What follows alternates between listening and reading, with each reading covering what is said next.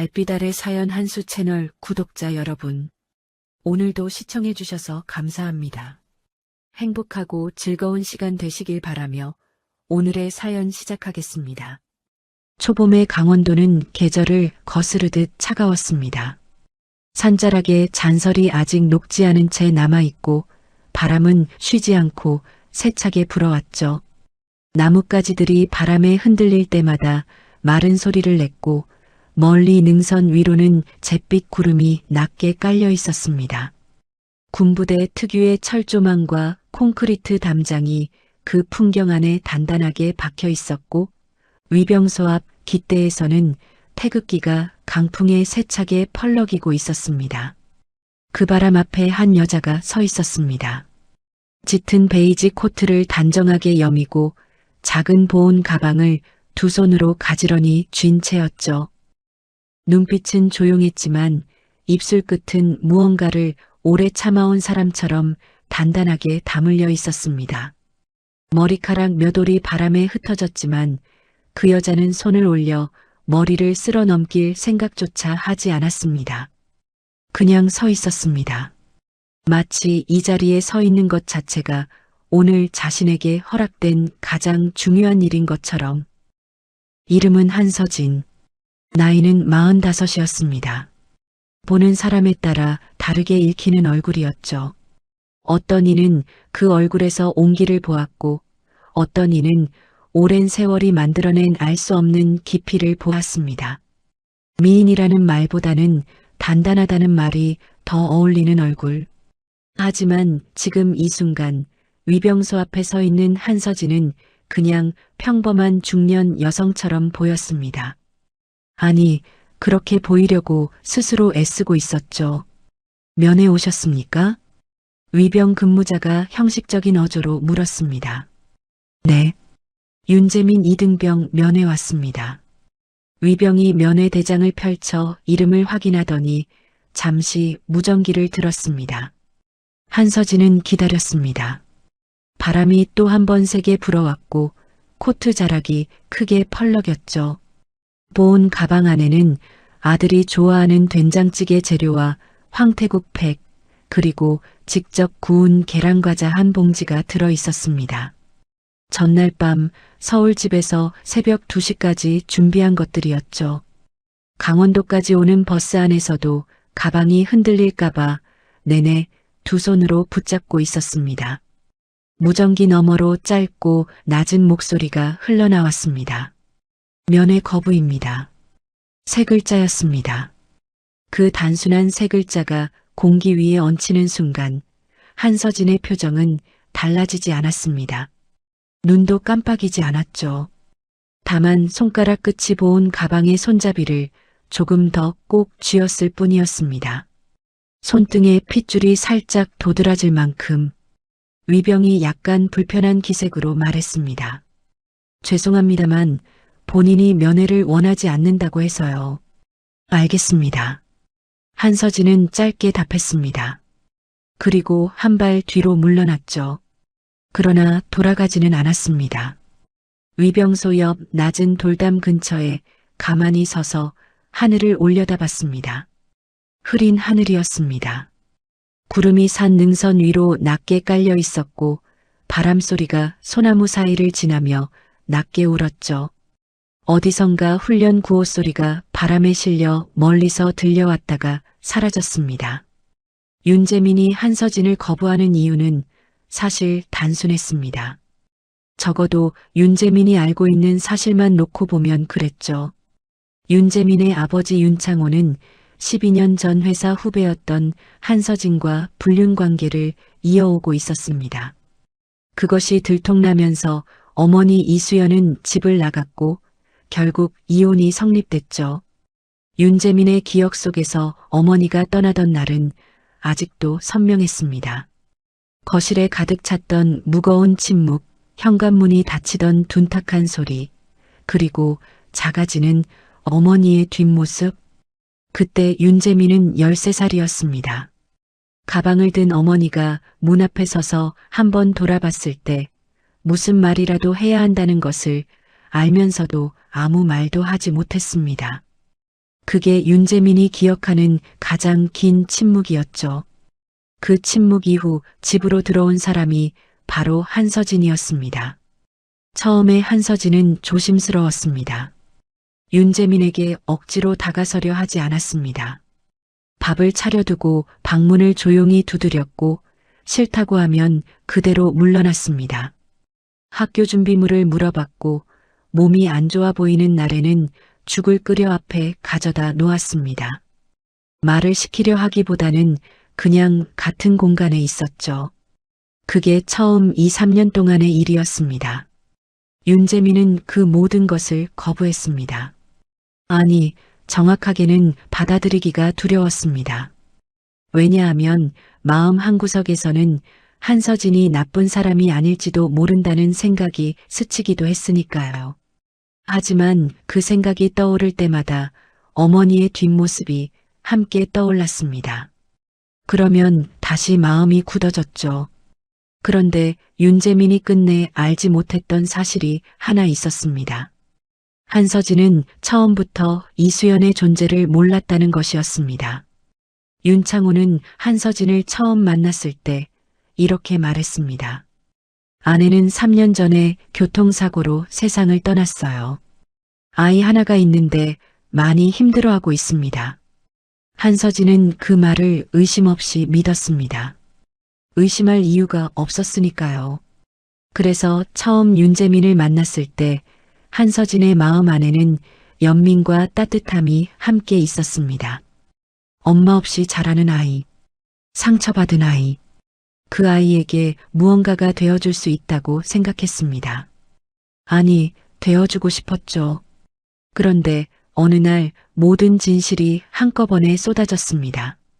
이수연이 살아있다는 것, 윤창호가 처음부터 거짓말을 해왔다는 것, 그 거짓말이 한서진뿐 아니라 윤재민에게도 향해 있었다는 것.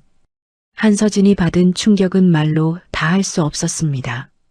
하지만 그 충격보다 더 깊은 곳을 파고든 것은 따로 있었습니다.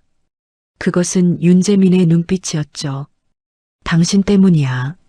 그 눈빛이 그렇게 말하고 있었습니다. 아무 말을 하지 않아도, 설명을 들으려 하지 않아도 눈빛 하나로 모든 것이 전달됐습니다. 그 눈빛이 한서진의 가슴에 박혔고 그 이후로도 빠지지 않았습니다.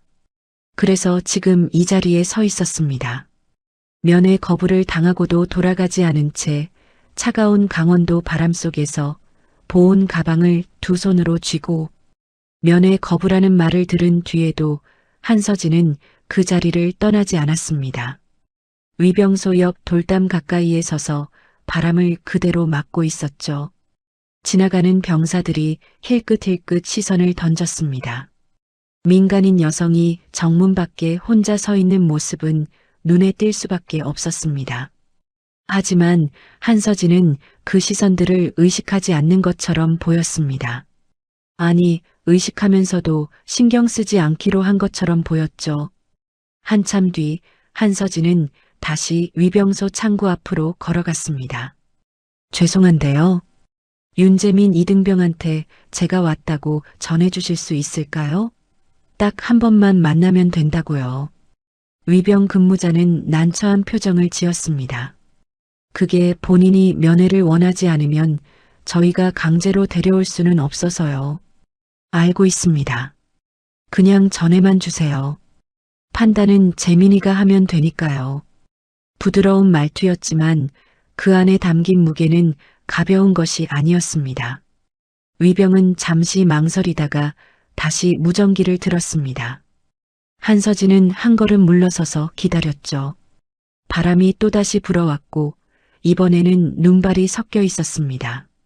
봄이라고는 하지만 강원도의 산바람은 아직 겨울의 끝을 놓지 않고 있었습니다. 몇 분이 지났습니다. 그리고 면회실 쪽 문이 열렸습니다. 윤재민이었습니다.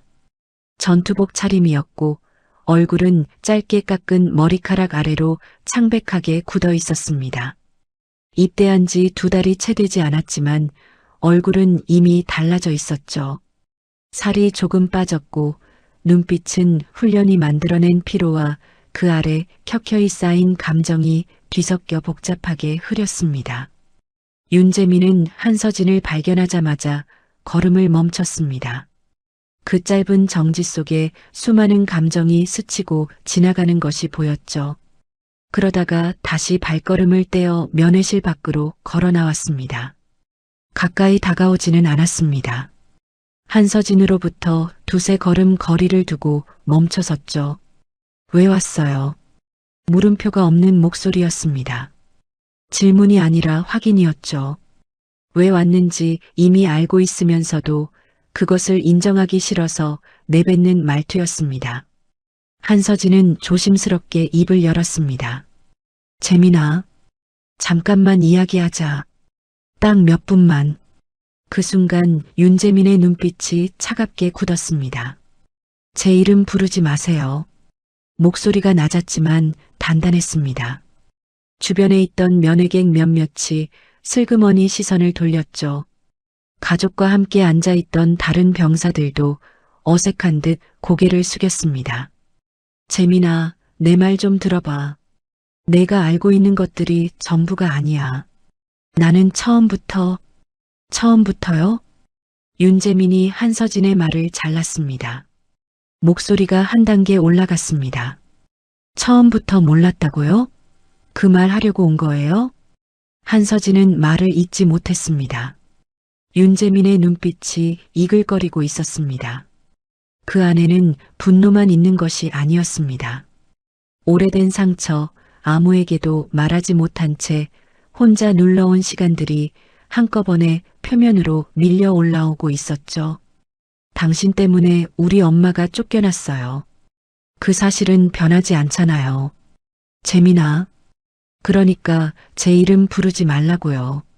면회객들의 수군거림이 퍼지기 시작했습니다. 상황이 심상치 않다는 것을 모두가 느끼고 있었죠. 한서진의 얼굴이 창백해졌습니다. 하지만 그 자리를 벗어나려 하지 않았습니다. 눈빛은 여전히 윤재민을 향하고 있었고 그 안에는 포기하지 않겠다는 무언가가 남아 있었습니다. 윤재민이 몸을 돌렸습니다. 그 순간 한서진이 손을 뻗었습니다. 윤재민의 팔을 붙잡은 건 계산이 아니었습니다. 반사적인 행동이었죠. 한 번만, 딱 한 번만 눈을 마주치고 싶었습니다. 제발, 한 번만. 바로 그때였습니다. 지금 뭐 하는 겁니까? 낮고 거친 목소리가 등 뒤에서 터졌습니다. 목소리의 주인은 강도연 대위였습니다. 중대장, 이 부대에서 자신의 구역 안에서 일어나는 일이라면 무엇이든 직접 처리하는 것을 원칙으로 삼는 사람이었죠. 강도연은 면회실 쪽을 지나다가 이 상황을 발견하고 다가온 것이었습니다. 그는 상황을 훑어보더니 일부러 크고 또렷한 목소리로 말했습니다. 주변에 사람들이 있다는 것을 분명히 알면서 하는 말투였죠. 이등병이 저렇게 싫어하는데 당신은 왜 따라붙습니까? 면회객들의 시선이 한서진에게 쏠렸습니다. 그 시선들이 무겁게 내려앉는 것이 느껴졌죠. 강도연은 거기서 멈추지 않았습니다. 이야기를 들자 하니 당신은 친엄마도 아닌 것 같은데. 순간 공기가 얼어붙었습니다. 누구도 말을 하지 않았습니다. 윤재민조차 굳은 채 서 있었죠.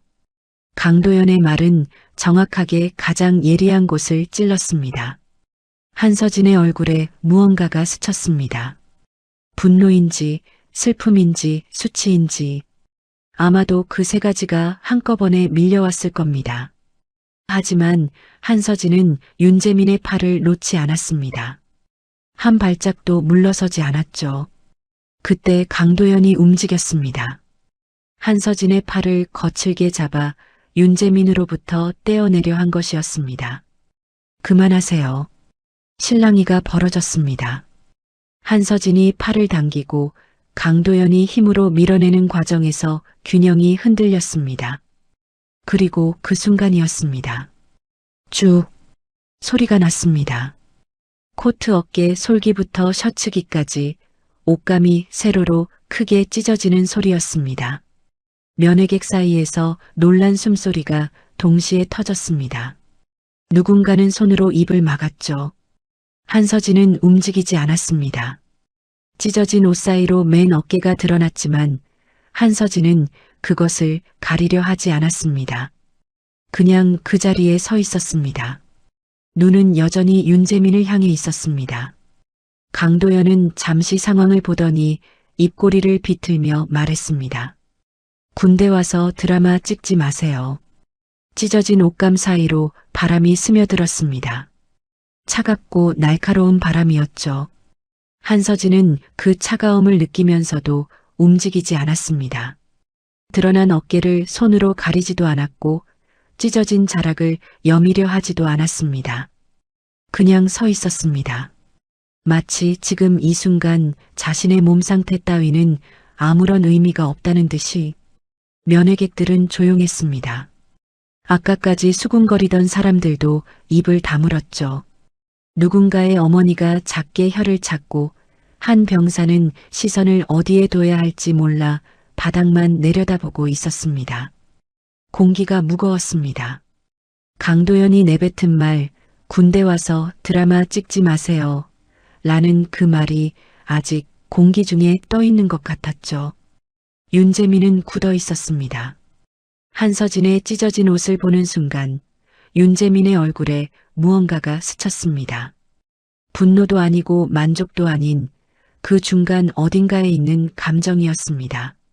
자신이 원한 것이 이것이었는지 스스로도 확신할 수 없는 표정이었죠. 한서진을 밀어내고 싶었습니다. 이 자리에서 사라지게 하고 싶었습니다.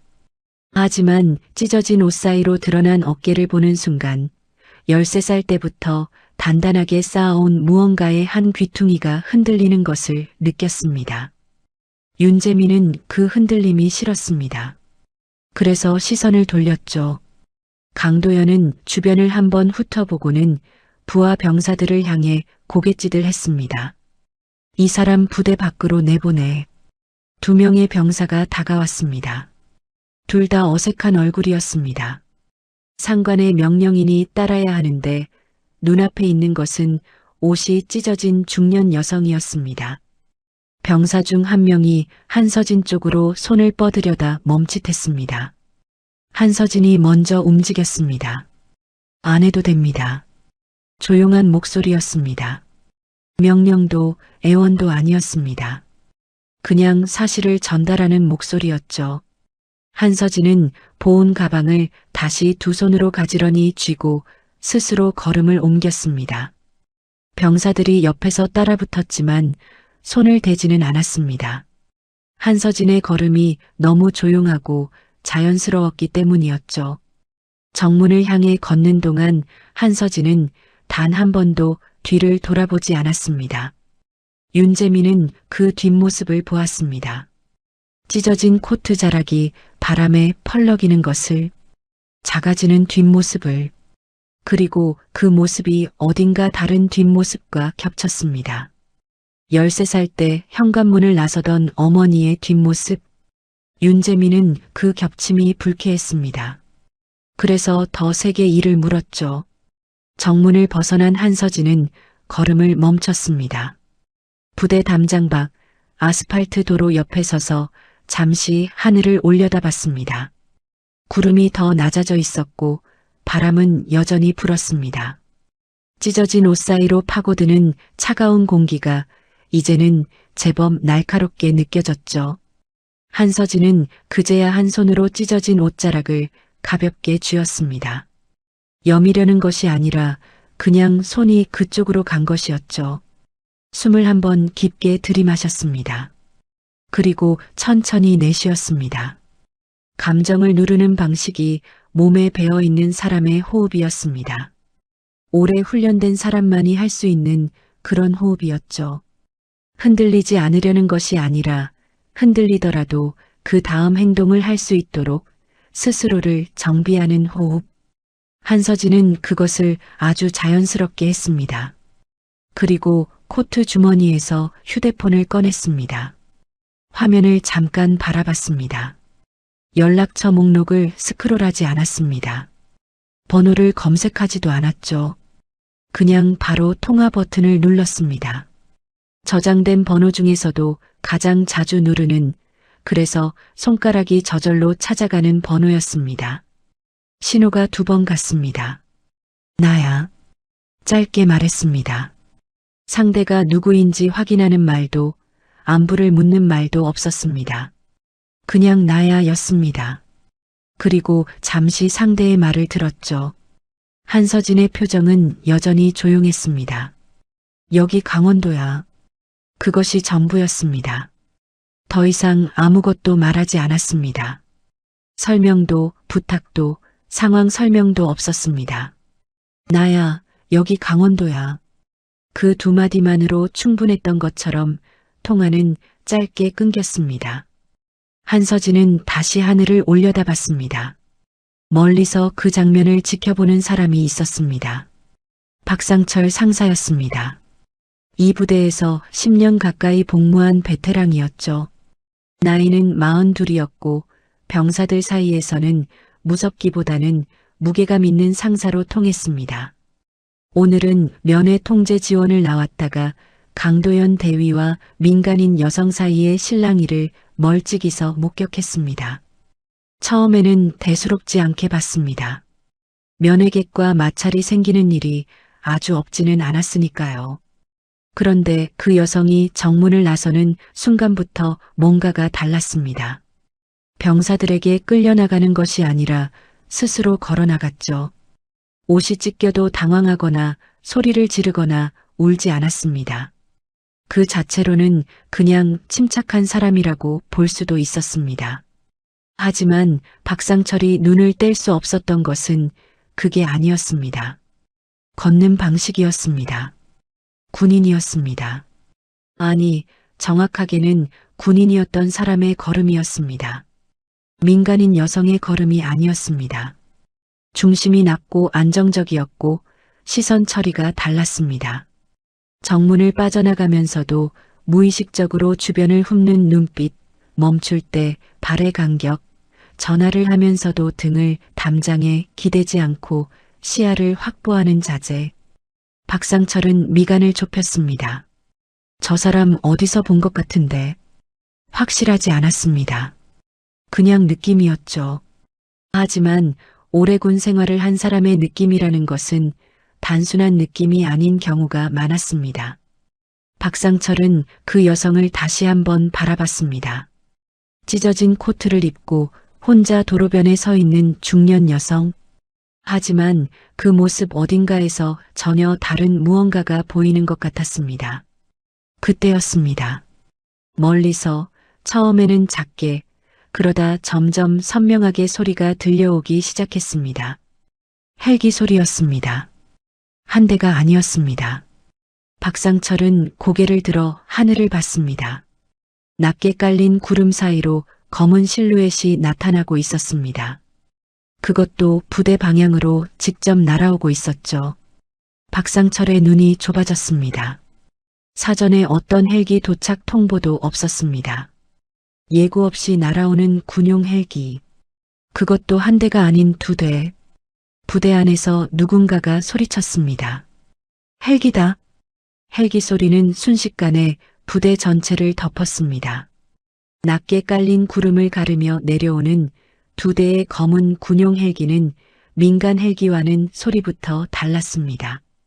날카롭고 묵직한 굉음이 산 능선을 타고 울려 퍼졌죠. 훈련 중이던 병사들이 하던 동작을 멈추고 하늘을 올려다봤습니다. 면회 중이던 가족들도 대화를 끊고 고개를 들었죠. 부대 안의 모든 움직임이 잠깐 정지된 것 같은 순간이었습니다. 위병소 근무자가 무전기를 들었습니다. 본부. 헬기 2대 부대 상공 접근 중. 사전 통보 없음. 확인 요청. 무전 너머에서 잠시 혼선이 오갔습니다. 확인되지 않는다는 답변이 돌아왔죠. 그러나 헬기는 이미 부대 운동장을 향해 고도를 낮추고 있었습니다. 착륙 의사가 분명했습니다. 위병소 근무자는 다시 무전기를 들었고 이번에는 목소리가 한 단계 높아졌습니다.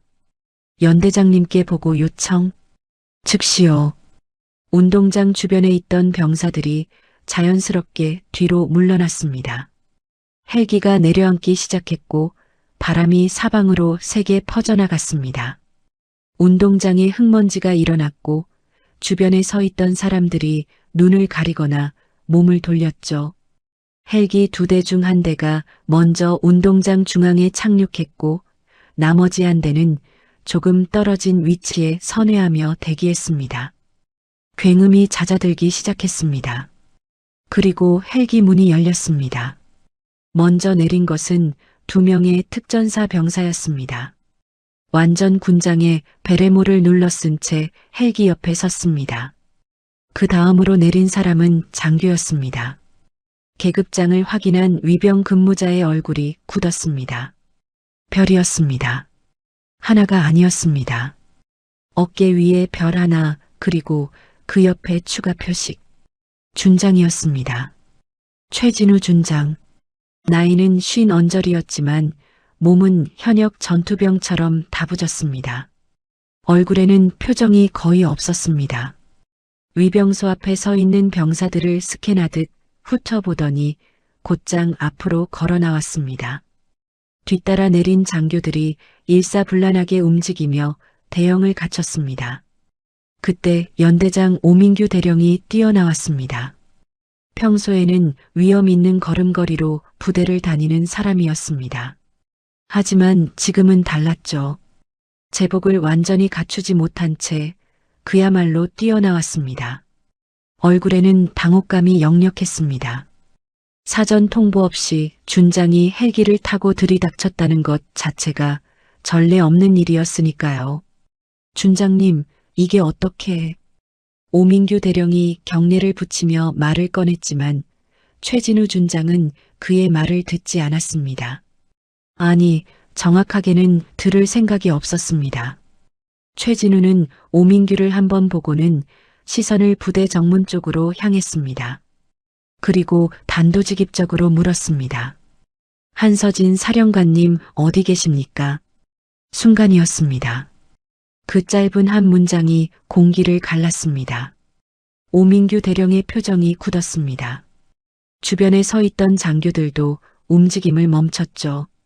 강도현 대위는 그 자리에서 조금 떨어진 곳에 서 있었는데 최진우의 말을 듣는 순간 얼굴에서 핏기가 빠지기 시작했습니다. 아직 그 말의 의미를 완전히 파악하지 못한 상태였지만 무언가 심각하게 잘못되었다는 것은 직감적으로 알 수 있었습니다. 사령관. 그 단어가 머릿속에서 맴돌았습니다. 오민규 대령이 떨리는 목소리로 물었습니다. 지금 사령관님이라고 하셨습니까? 최진우는 대답 대신 다시 한번 정문 쪽을 바라봤습니다. 그리고 바로 그때였습니다. 정문 쪽에서 걸어 들어오는 사람이 있었습니다. 한서진이었습니다. 찢어진 베이지 코트를 입은 채였습니다. 한 손에는 보온 가방을 들고 있었습니다.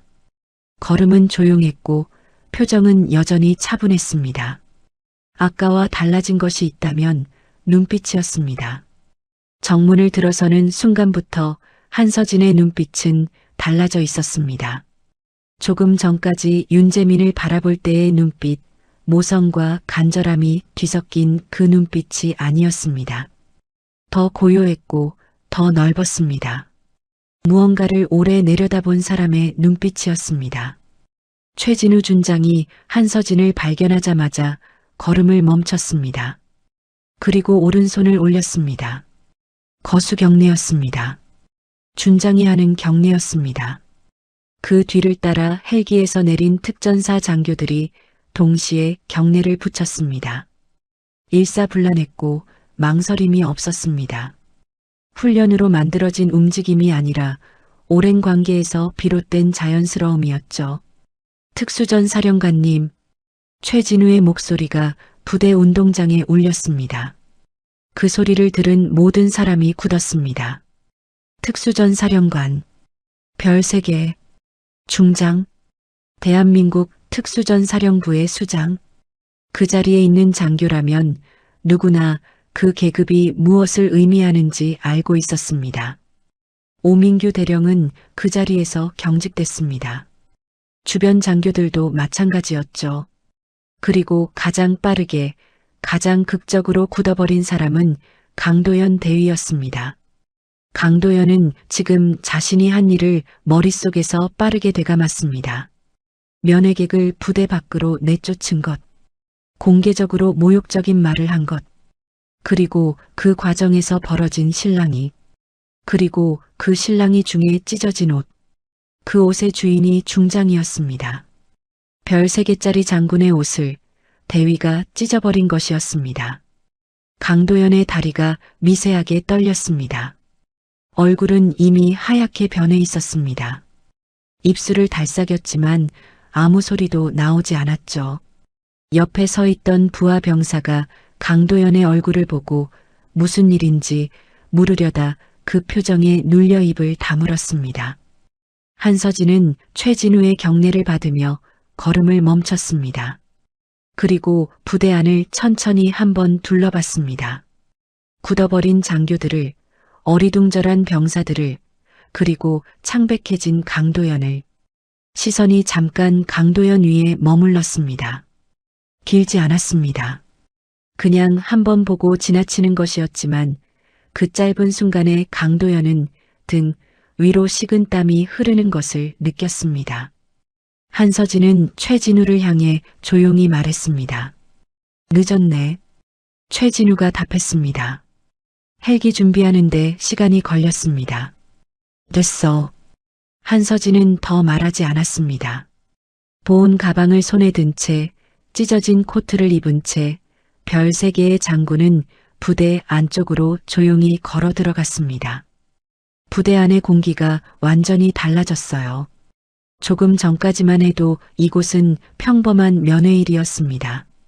가족들이 아들을 만나고 병사들이 잠깐의 일상을 바깥과 나누는 날이었죠. 그런데 지금은 달랐습니다. 헬기 2대가 내려앉은 운동장, 일렬로 경례를 붙인 특전사 장교들, 그리고 찢어진 코트를 입고 그 한가운데를 걸어 들어오는 한서진. 그 장면이 만들어내는 무게는 말로 설명하기 어려운 것이었습니다. 면회객들은 움직이지 못했습니다. 아이를 안고 있던 젊은 여성도, 도시락 가방을 들고 있던 노부부도 모두 그 자리에 굳은 채 눈앞의 상황을 바라보고 있었습니다. 무슨 일이 벌어지고 있는지 정확히 알지는 못했지만 무언가 매우 중요한 일이 일어나고 있다는 것은 누구나 느낄 수 있었죠. 병사들도 마찬가지였습니다. 특히 조금 전까지 강도연 대위의 지시로 한서진을 부대 밖으로 내보냈던 2명의 병사는 그 자리에서 얼굴이 굳어버렸습니다. 한 명은 입을 반쯤 벌린 채였고 다른 한 명은 시선을 어디에 두어야 할지 몰라 허공을 바라보고 있었죠. 아까 한서진의 팔 쪽으로 손을 뻗으려다 멈칫했던 병사는 지금 자신이 멈칫한 것이 천만다행이라는 생각을 하고 있었습니다. 강도연 대위는 여전히 굳어 있었습니다. 다리가 떨리는 것을 느꼈습니다. 단순한 긴장이 아니었습니다. 군인으로서 자신이 저지른 일의 무게가 뒤늦게 전부 내려앉는 느낌이었죠. 별 3개, 중장, 특수전 사령관. 그 단어들이 머릿속에서 계속 맴돌았습니다. 군 생활을 하면서 중장을 직접 마주한 적은 몇 번 없었습니다. 그런 계급의 사람은 존재 자체가 달랐습니다. 그런데 자신은 방금 그 사람의 팔을 거칠게 잡았고 공개적으로 모욕적인 말을 했고 그 과정에서 옷까지 찢어버렸습니다. 강도연은 자신의 군 생활이 오늘로 끝날 수도 있다는 것을 직감했습니다. 한서진은 운동장을 가로질러 걸었습니다. 최진우 준장이 옆에서 나란히 걸었고 나머지 특전사 장교들이 뒤를 따랐습니다. 오민규 대령은 한 박자 늦게 정신을 차리고 한서진 쪽으로 다가갔습니다. 얼굴에 당혹감과 긴장감이 동시에 떠올라 있었죠. 사령관님. 이렇게 갑자기 방문하실 줄은. 연대장님, 한서진이 걸음을 멈추지 않은 채 말했습니다. 지금 당장 조용한 장소가 필요합니다. 연대장실 괜찮겠습니까? 물론입니다. 바로 안내해 드리겠습니다. 오민규는 앞장섰습니다. 한서진은 그 뒤를 따르면서도 시선은 흔들리지 않았습니다. 걸음걸이는 여전히 조용했지만 이제 그 조용함의 성질이 달라 보였습니다. 아까 정문 밖에서 혼자 서 있을 때의 조용함이 억누른 것이었다면 지금의 조용함은 온전히 자신의 것이었습니다. 연대장실로 향하는 복도를 지나는 동안 마주치는 병사마다 경례를 붙였습니다. 처음에는 영문도 모른 채 경례를 했다가 옆 사람에게 귓속말로 무언가를 전해 듣고 눈이 커지는 병사들도 있었습니다. 소문은 이미 빠르게 번지고 있었습니다.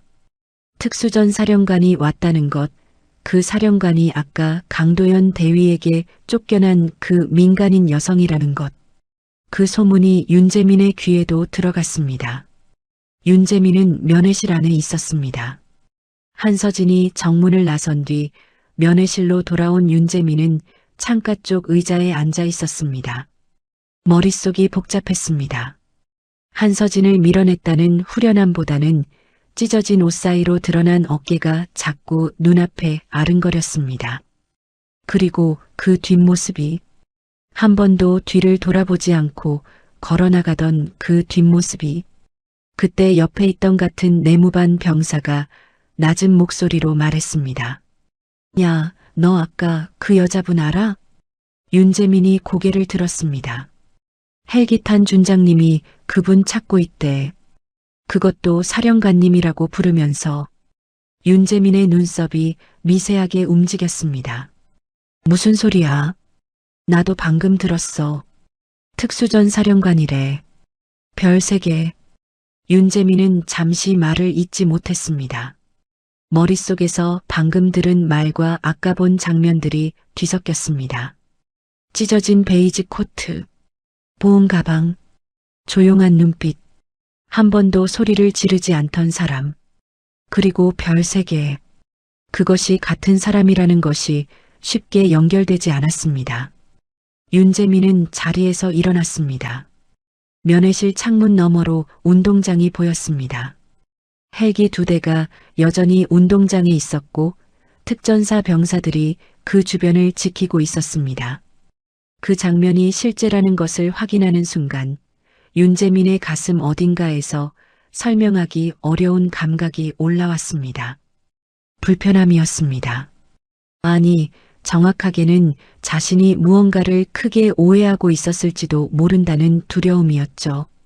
연대장실에서는 한서진과 오민규 대령, 그리고 최진우 준장이 마주 앉아 있었습니다. 오민규는 의자에 앉았지만 등을 기대지 못했습니다. 한서진은 반대로 자연스럽게 앉아 있었습니다. 찢어진 코트는 의자 등받이에 걸어두었고 안에 입은 셔츠가 드러나 있었습니다. 오민규는 그 셔츠의 찢어진 자국을 보면서 다시 한번 얼굴이 굳었습니다. 사령관님, 먼저 이번 일에 대해 깊이 사과드립니다. 저희 부대에서 이런 일이 벌어진 것은 연대장님, 한서진이 조용히 말했습니다. 저는 지금 그 이야기를 하러 온 게 아닙니다. 오민규가 잠시 멈췄습니다. 윤재민 2등병, 그 병사를 만나고 싶습니다. 오민규는 잠시 한서진의 얼굴을 봤습니다. 그리고 천천히 고개를 끄덕였습니다. 무슨 말을 해야 할지 알 수 없었지만 지금 이 자리에서 거절할 수 있는 사람은 아무도 없었습니다. 최진우는 그 옆에서 조용히 앉아 있었습니다. 한서진의 옆모습을 잠시 바라보다가 시선을 창밖으로 돌렸습니다. 창밖에는 여전히 바람이 불고 있었고 헬기 날개가 천천히 멈추고 있었습니다. 연대장실을 나온 오민규 대령은 복도에서 잠깐 멈춰섰어요. 숨을 한번 고르는 것이었습니다. 군 생활 25년 동안 여러 종류의 압박을 겪어봤지만 오늘 같은 종류는 처음이었습니다. 자신의 부대에서 자신의 부하 장교가 특수전 사령관의 옷을 찢었습니다. 그것도 공개적으로 면회객들이 보는 앞에서. 오민규는 이 상황이 어디까지 번질 수 있는지를 빠르게 계산했습니다. 계산할수록 좋지 않았습니다. 당번병을 불렀습니다. 강도현 대위 지금 당장 연대장실 앞으로 데려와. 당번병이 뛰어갔습니다. 강도현은 운동장 끝쪽에 서 있었습니다. 특전사 헬기와 장교들로부터 최대한 거리를 두고 싶었던 것인지 아니면 그냥 다리가 움직이지 않았던 것인지 본인도 알 수 없었습니다. 당번병이 달려와 연대장이 부른다는 말을 전했을 때 강도현은 잠시 눈을 감았습니다. 각오는 했습니다. 아니, 각오를 해야 한다는 것은 알았습니다. 하지만 막상 그 순간이 오자 발이 무거웠습니다. 연대장실 앞에 섰을 때 강도현은 문 너머에서 나지막하게 이야기 나누는 소리를 들었습니다. 한서진의 목소리는 들리지 않았습니다. 최진우 준장의 낮은 목소리가 간간히 들렸을 뿐이었죠. 강도현은 문을 두드렸습니다. 들어오세요. 오민규의 목소리였습니다. 강도현이 문을 열고 들어섰습니다. 그리고 그 순간 시선이 한서진에게 닿았습니다. 한서진은 창가 쪽 의자에 앉아 창밖을 바라보고 있었습니다. 강도현이 들어오는 소리를 들었을 텐데도 고개를 돌리지 않았습니다. 그 무심함이 오히려 더 무거웠습니다. 강도현은 차려 자세를 취하고 경례를 붙였습니다.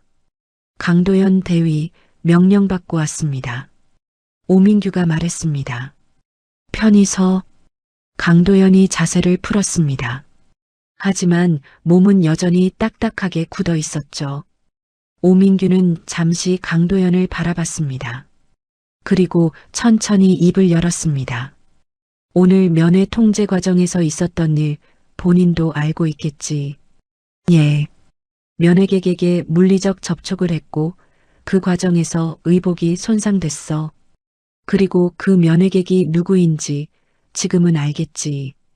강도현은 대답하지 않았습니다. 대답할 수 없었습니다. 바로 그때였습니다. 한서진이 창밖에서 시선을 거두고 강도현을 바라봤습니다.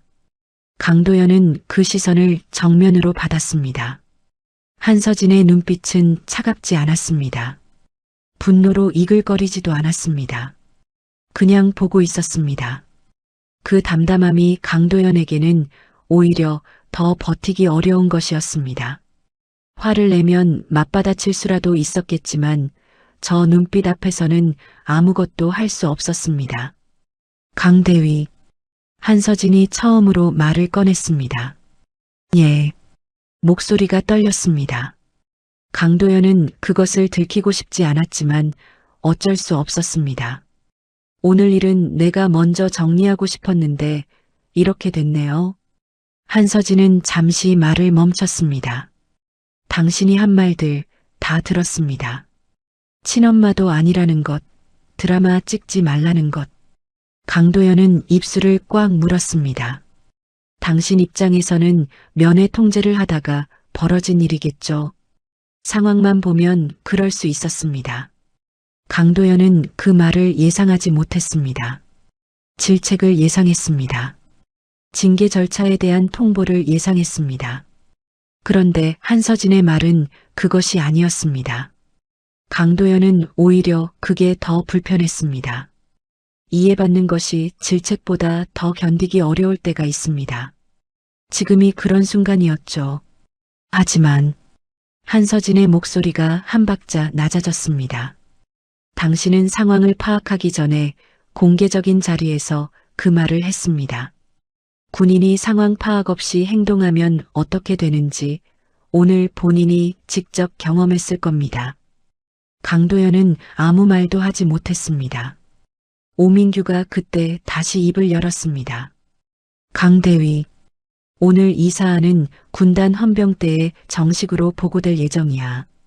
징계위원회 회부도 검토 중이고 강도연의 턱이 미세하게 떨렸습니다. 현재로서는 보직 해임과 직위 강등이 유력하게 논의될 거야. 최종 결정은 위에서 하겠지만 강도연은 고개를 숙였습니다. 더 이상 시선을 어디에 두어야 할지 알 수 없었습니다. 12년의 군 생활이 오늘 하루로 인해 무너질 수 있다는 것이 실감 나기 시작했습니다. 후회가 밀려왔습니다. 그런데 그 후회는 계급을 몰랐다는 것에 대한 후회였는지 아니면 사람을 그렇게 대한 것에 대한 후회였는지 강도연 스스로도 구별이 되지 않았습니다. 그것이 또 다른 불편함이었죠. 한서진은 더 이상 강도연을 보지 않았습니다. 최진우 준장을 향해 고개를 돌렸습니다. 윤재민 이등병 데려올 수 있겠어? 최진우가 자리에서 일어났습니다. 강도연은 그 자리에 남겨진 채 오민규와 단둘이 마주했습니다. 오민규는 한동안 말을 하지 않았습니다. 창밖에서 바람소리가 들렸습니다. 한참 뒤 오민규가 조용히 말했습니다. 자네 군 생활 참 아깝게 됐어. 그 말이 강도연의 가슴에 정확하게 박혔습니다. 한편 부대 안에서는 이미 소문이 전부 퍼져 있었습니다. 특수전 사령관이 면회 왔다가 대위한테 옷이 찢겼다는 것, 군단 헌병대가 내려올 것이라는 것, 강도연 대위가 징계위원회에 넘겨질 것이라는 것. 병사들 사이에서 그 이야기는 밥 먹는 시간도 없이 퍼져나갔습니다. 내무반마다 낮은 목소리의 대화가 이어졌고 누군가는 오늘 일을 믿을 수 없다는 듯 고개를 흔들었습니다. 윤재민은 내무반 침상에 앉아 있었습니다. 머릿속이 조용하지 않았습니다. 소문은 이미 들었습니다. 특수전 사령관, 별 3개, 그 사람이 한서진이라는 것. 하지만 그것보다 윤재민의 머릿속을 더 어지럽히는 것은 따로 있었습니다.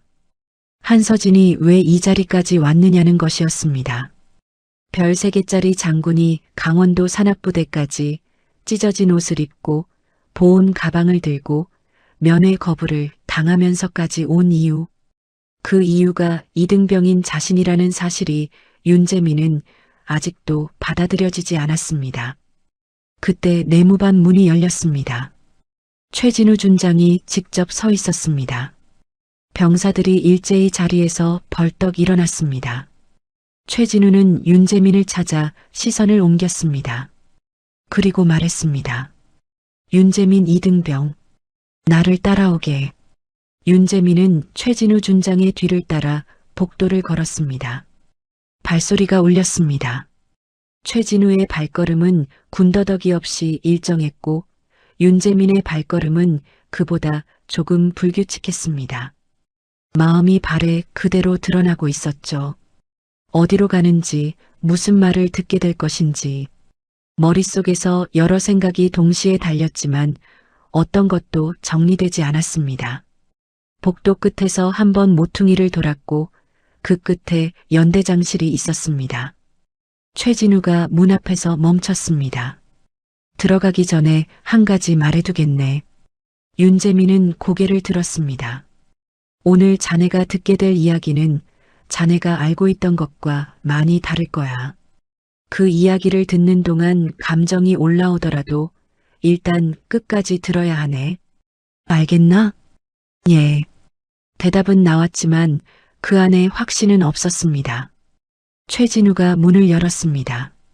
연대장실 안에는 한서진이 있었습니다. 오민규 대령은 자리를 비워준 상태였습니다. 한서진은 창가 쪽 의자에 앉아 있었는데 윤재민이 들어서는 소리를 듣고 천천히 고개를 돌렸습니다. 두 사람의 시선이 마주쳤습니다. 윤재민은 멈췄습니다. 아까 면회실 밖에서 마주했을 때와는 분위기가 완전히 달랐습니다. 아까의 한서진은 간절하게 매달리는 사람이었고 윤재민은 그것을 밀어내는 사람이었습니다. 그런데 지금은 달랐습니다. 한서진은 아무것도 요구하는 표정이 아니었습니다. 그냥 바라보고 있었습니다. 그 눈빛 안에는 기다림이 있었습니다. 오래된 기다림이었습니다. 최진우가 윤재민의 맞은편 의자를 손으로 가리켰습니다. 앉게. 윤재민이 천천히 의자에 앉았습니다. 등은 곧게 세웠지만 어깨는 경직되어 있었습니다. 최진우는 두 사람 사이에 조금 뒤쪽에 서서 말을 시작했습니다. 윤재민 이등병. 자네 어머니가 어떻게 됐다고 알고 있나? 윤재민의 눈썹이 움직였습니다. 집을 나갔습니다. 아버지의 불륜 때문에. 그 불륜 상대가 한서진 사령관님이라고 알고 있겠지. 예. 최진우가 잠시 말을 멈췄습니다. 그리고 다시 입을 열었습니다. 사령관님은 자네 어머니가 살아있다는 사실을 몰랐네. 윤재민의 눈빛이 흔들렸습니다. 자네 아버지는 사령관님을 처음 만났을 때 아내가 3년 전 교통사고로 세상을 떠났다고 했어. 아이 하나가 남아서 많이 힘들어한다고. 말이 잘리지 않았습니다.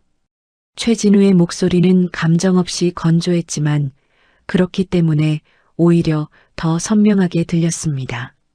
사령관님은 그 말을 믿었네. 의심할 이유가 없었으니까. 그래서 자네를 처음 만났을 때부터 엄마를 잃은 아이라고 생각했고 그렇게 대했어. 윤재민은 아무 말도 하지 않았습니다. 할 수 없었습니다.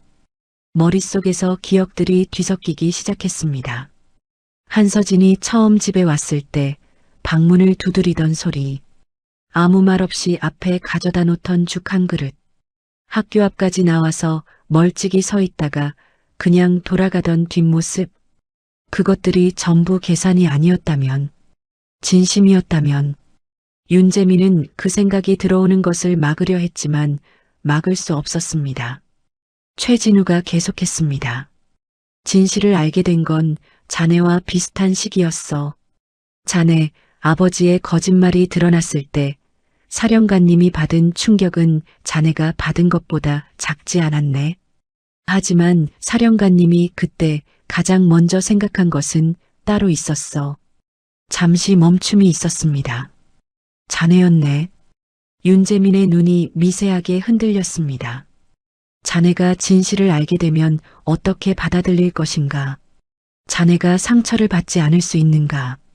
그게 사령관님이 가장 먼저 걱정한 것이었어.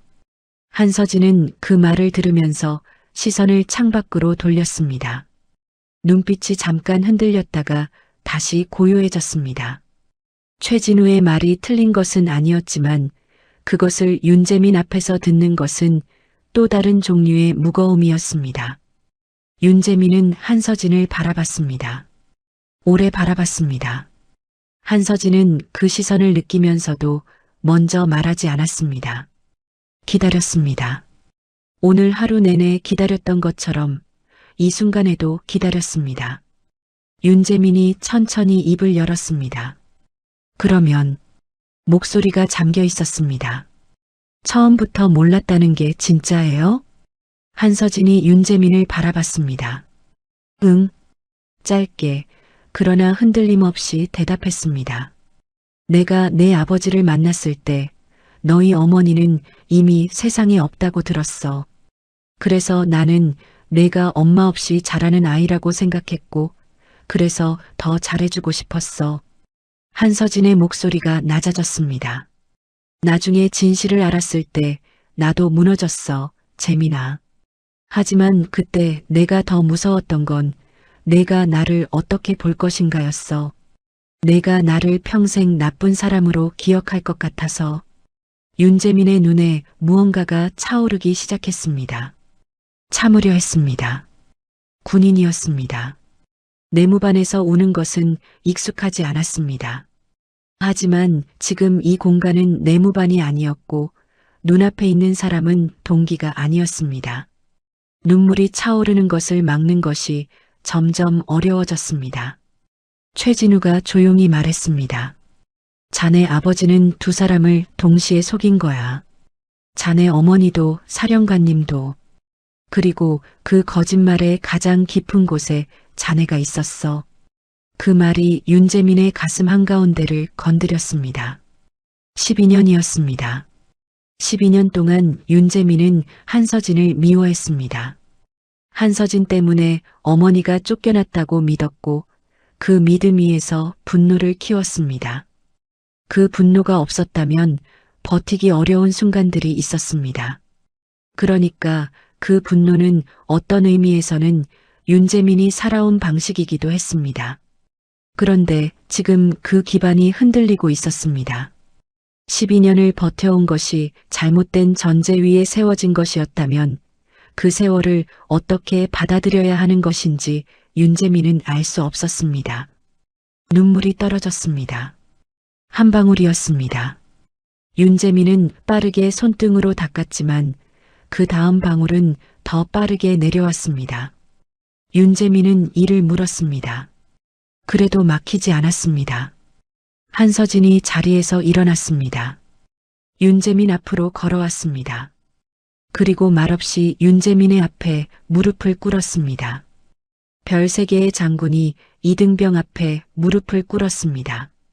최진우는 그 장면을 보면서 시선을 창밖으로 돌렸습니다. 한서진이 말했습니다.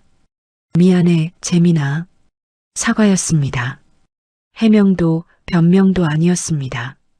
그냥 미안하다는 말이었습니다. 무엇이 미안한지 설명하지 않았습니다.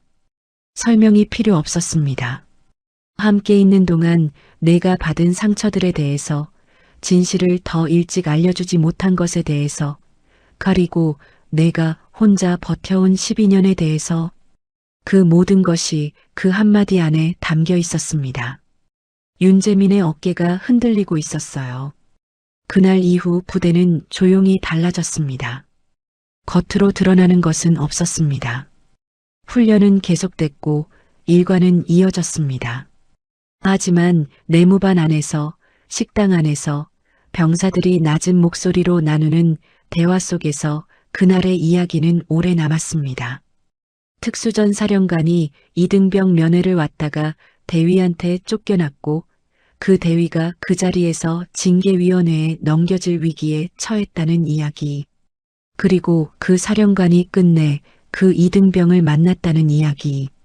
누군가는 믿기 어렵다고 했고 누군가는 직접 목격했다며 목소리를 높였습니다.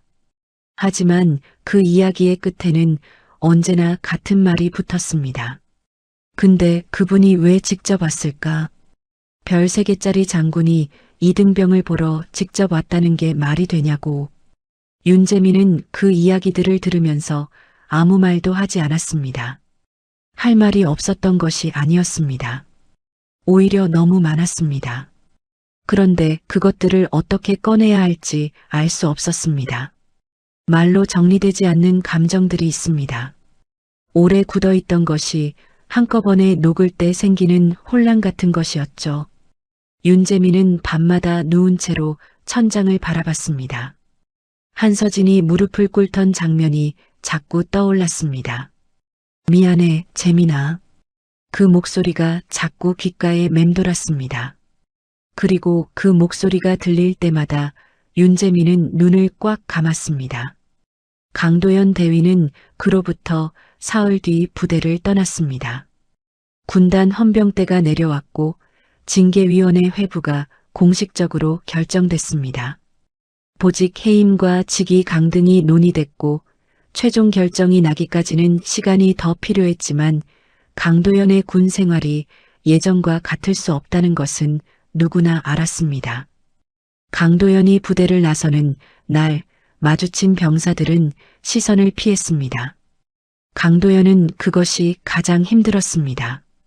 징계보다 계급보다 주변 사람들의 외면이 더 깊게 박혔습니다.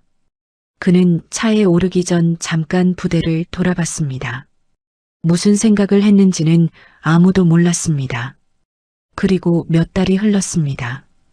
강원도의 봄은 늦게 왔다가 빠르게 지나갔습니다. 여름이 왔고 산은 짙은 초록으로 덮였습니다. 윤재민은 그 사이 병장이 됐고 전역을 몇 달 앞두고 있었습니다. 몸은 단단해졌고 눈빛은 입대 초기보다 깊어졌습니다. 군 생활이 사람을 바꾼다는 말을 윤재민은 처음에는 믿지 않았습니다. 그런데 어느 순간 거울 속 자신의 얼굴을 보면서 달라졌다는 것을 부정할 수 없었습니다. 몸만이 아니었습니다. 무언가를 바라보는 방식이 달라졌습니다. 한서진은 그 사이 2번 더 면회를 왔습니다. 2번 모두 윤재민이 직접 면회실로 나갔습니다. 첫 번째 면회는 어색했습니다. 두 사람 다 말이 많지 않았습니다. 한서진이 가져온 도시락을 사이에 두고 오랜 침묵이 이어졌습니다. 그래도 그 침묵은 예전의 침묵과 달랐습니다. 예전의 침묵이 거부였다면 이번의 침묵은 서로를 다시 가늠하는 시간이었습니다. 두 번째 면회 때는 조금 달랐습니다. 윤재민이 먼저 말을 꺼냈습니다.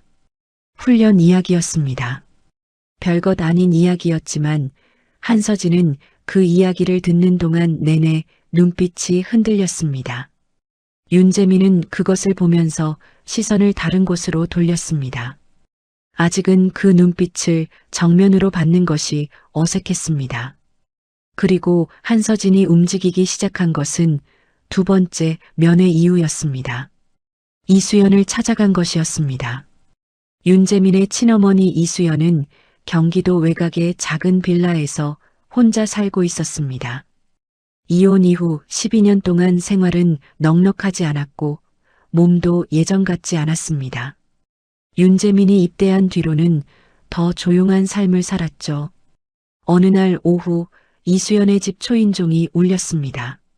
문을 열었을 때 서 있는 사람을 보고 이수연은 잠시 굳었습니다. 한서진이었습니다. 한서진은 문 앞에서 고개를 숙였습니다. 깊게 오래 숙였습니다. 죄송합니다. 이수연은 아무 말도 하지 않았습니다. 한서진이 고개를 들었을 때 이수연의 눈빛에는 복잡한 감정들이 한꺼번에 담겨 있었습니다. 오래된 상처, 지나간 시간에 대한 감정들. 그것이 분노인지 슬픔인지 그리움인지 이수연 자신도 한 단어로 정리할 수 없었습니다.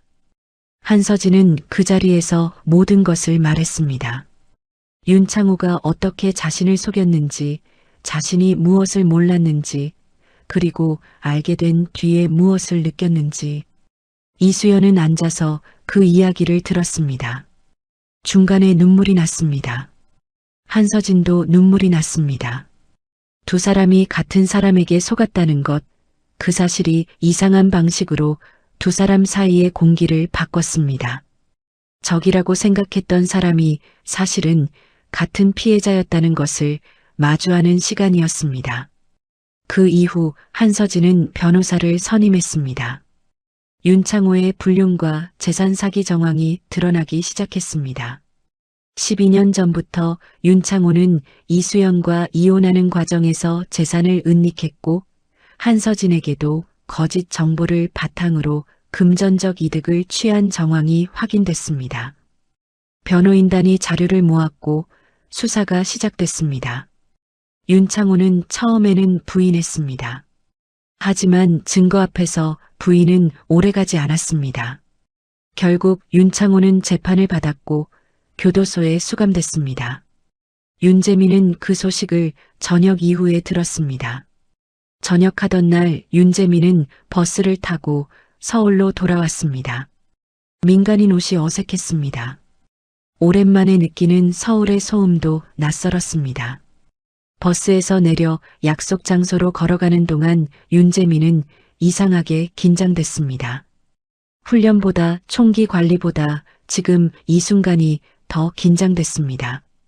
약속 장소는 조용한 공원이었습니다. 벤치 2개가 나란히 놓인 곳이었습니다. 그곳에 두 사람이 먼저 와 있었습니다. 한서진과 이수연이었습니다. 두 사람은 나란히 앉아 있었습니다. 사이가 가깝지도 멀지도 않았습니다.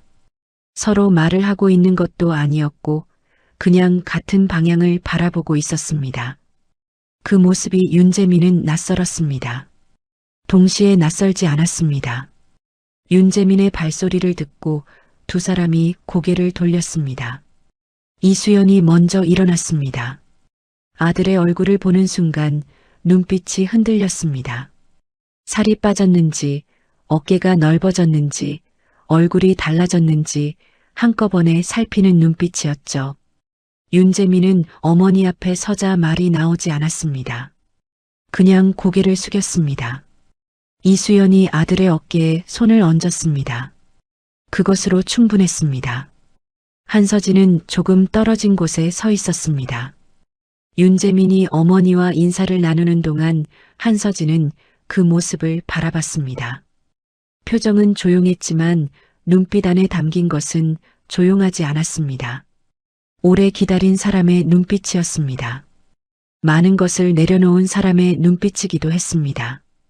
잠시 뒤 윤재민이 한서진 쪽으로 걸어왔습니다. 두 사람이 마주 섰습니다. 말이 없었습니다. 강원도 위병소 앞에서 처음 면회 거부를 했던 날부터 찢어진 코트, 무릎을 꿇던 장면, 두 번의 면회, 그 모든 것이 이 순간 안에 쌓여 있었습니다. 윤재민이 입을 열었습니다. 목이 잠겼습니다. 한번 삼키고 다시 시작했습니다. 엄마가 눈이 뜨거워졌습니다. 둘이네요. 한서진의 눈에 눈물이 차올랐습니다. 그러나 웃었습니다. 눈물과 웃음이 동시에 있는 얼굴이었습니다. 그래도 괜찮지? 윤재민은 대답하지 않았습니다. 고개를 끄덕였습니다. 그것으로 충분했습니다. 뒤에서 이수연이 그 장면을 바라보고 있었습니다. 이수연의 눈에도 눈물이 있었지만 입술 끝은 조금 올라가 있었습니다. 봄바람이 공원을 지나갔습니다. 나뭇가지가 흔들렸습니다. 강원도에서 불던 차가운 바람과는 다른 바람이었습니다. 따뜻하고 조용한 바람이었습니다. 그날 이후 윤재민에게는 세상에서 가장 강한 엄마와 세상에서 가장 따뜻한 엄마가 생겼습니다. 한쪽은 대한민국 특수전 사령부의 수장이었고 다른 한쪽은 12년을 혼자 버텨온 사람이었습니다. 두 사람 다 제각각의 방식으로 강했습니다. 윤재민은 그 사실이 이제는 부끄럽지 않았어요. 그렇게 전역한 지 6달이 지났습니다. 윤재민은 서울 마포구의 작은 고시원에서 자취를 시작했습니다. 방은 좁았습니다. 창문 하나, 침대 하나, 책상 하나. 그게 전부였죠. 하지만 윤재민은 그 공간이 싫지 않았습니다. 군대에서 내무반 생활을 했던 사람에게 혼자만의 공간이 주어진다는 것은 좁아도 충분한 것이었습니다. 아침마다 창문을 열면 골목 특유의 소음이 들어왔습니다. 오토바이 소리, 옆 식당에서 새어나오는 기름 냄새, 어디선가 들려오는 라디오 소리. 처음에는 낯설었던 그 소음들이 어느 순간부터 익숙해졌습니다. 윤재민은 복학을 준비하고 있었습니다. 전역 전에 다니던 대학교 경영학과였습니다. 입대 전에 윤재민은 솔직히 말하면 공부에 큰 뜻이 없었습니다. 그냥 다니는 대학교였고 그냥 앉아있는 강의실이었죠. 하지만 군 생활을 마치고 돌아온 윤재민은 달랐습니다. 무언가를 제대로 해보고 싶다는 생각이 생겼습니다. 그것이 무엇인지 아직 정확하게 알지는 못했지만 예전처럼 그냥 흘러가는 삶은 살고 싶지 않았습니다. 그 감각이 어디서 왔는지 윤재민은 알고 있었습니다. 강원도에서 보낸 시간들, 그리고 그 시간 안에 있었던 한서진과의 장면들이 윤재민을 조금 다른 사람으로 만들었습니다. 이수연은 같은 경기도 외곽의 빌라에서 여전히 살고 있었습니다. 하지만 몇 가지가 달라졌습니다. 윤창호로부터 받지 못했던 재산 분할이 법원 판결로 일부 회복됐고 한서진 측 변호인단의 도움으로 밀린 위자료도 정리됐습니다. 이수연은 처음에는 한서진의 도움을 거절했습니다.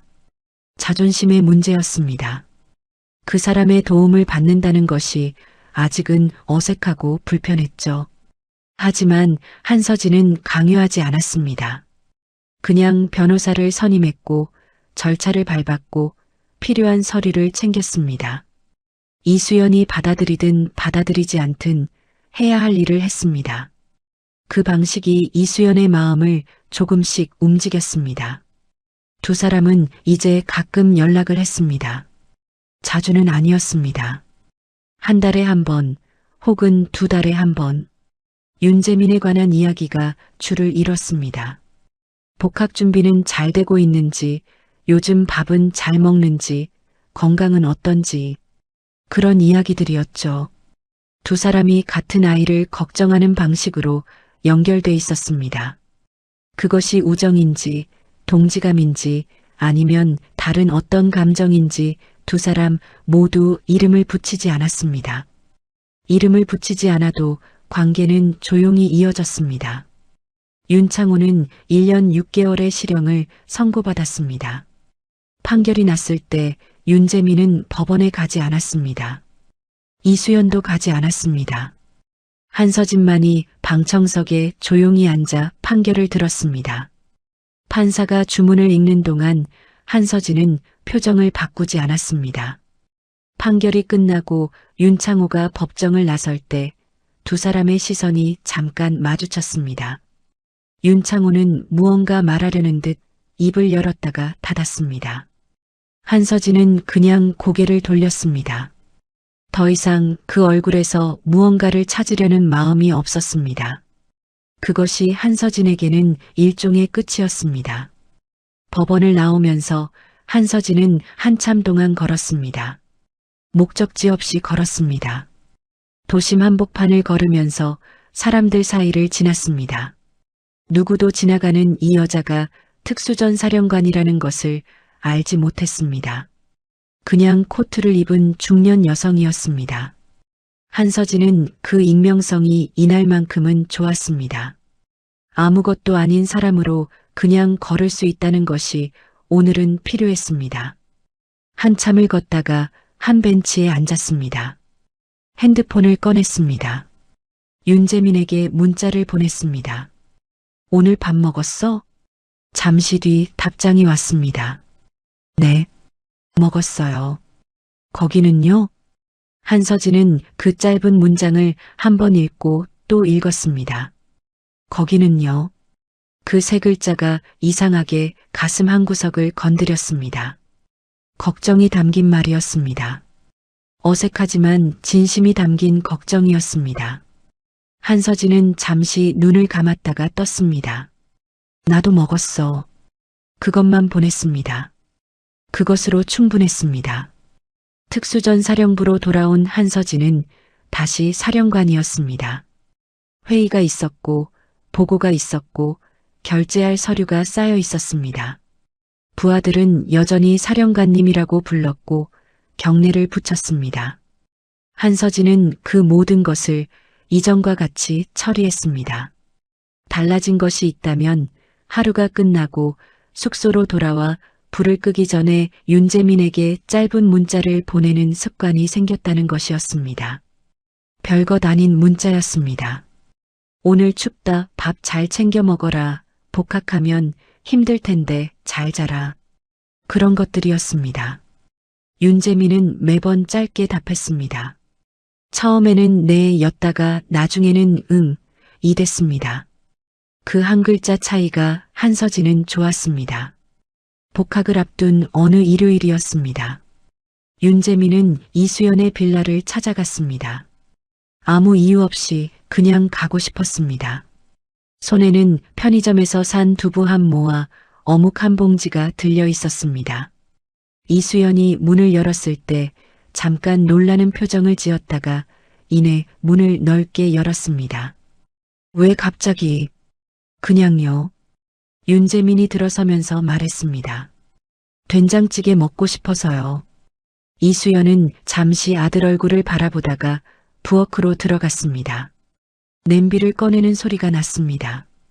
윤재민은 좁은 거실 소파에 앉아 그 소리를 들었습니다. 된장이 끓는 냄새가 퍼졌습니다. 그 냄새가 익숙했습니다. 그런데 이상하게 다른 냄새와 겹쳤습니다. 강원도 면회 때 한서진이 가져왔던 보온 가방 안에서 나던 냄새, 역시 된장찌개였습니다. 윤재민은 그것을 떠올리면서 작게 웃었습니다. 두 사람이 같은 것을 챙겨왔다는 사실이 이상하게 마음을 건드렸습니다. 따뜻한 방식이 달라도 사람이 달라도 결국 같은 것을 챙기는 마음이 있다는 것. 그것이 윤재민에게는 무언가를 알게 된 것 같은 느낌이었습니다. 정확한 이름은 없었지만 나쁘지 않은 깨달음이었습니다. 밥을 먹고 나오는 길에 윤재민은 한서진에게 문자를 보냈습니다. 오늘 된장찌개 먹었어요. 잠시 뒤 답장이 왔습니다. 맛있었어? 네. 잘 됐다. 윤재민은 그 짧은 대화를 보면서 다시 한번 작게 웃었습니다. 골목을 걸어 나오는 발걸음이 가벼웠습니다. 하늘은 맑았습니다. 바람이 불었지만 차갑지 않았습니다. 강원도의 그 바람이 아니었습니다. 오래전 현관문이 닫히던 소리도 찢어지던 옷감 소리도 지금 이 골목 바람 앞에서는 멀게 느껴졌습니다. 윤재민은 걸었습니다. 봄 햇살 아래 두 엄마를 가진 아이가 걸었습니다.